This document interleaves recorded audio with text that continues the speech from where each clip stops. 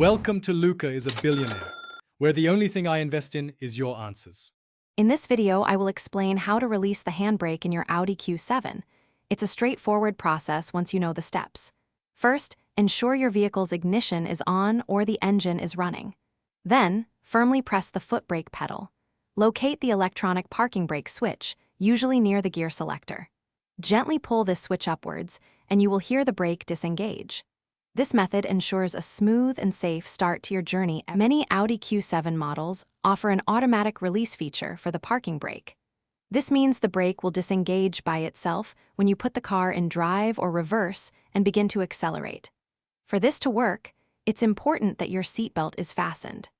This intelligent system adds a layer of convenience and safety, allowing for a seamless transition from parked to driving without manual intervention. Both platforms offer robust trading environments.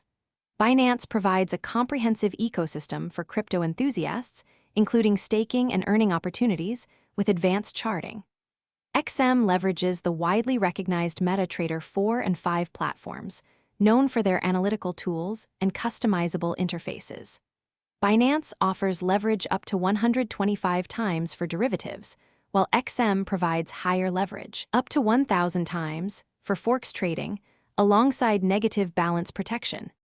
Engaging the parking brake is just as simple as releasing it. To activate, simply pull the electronic parking brake switch upwards.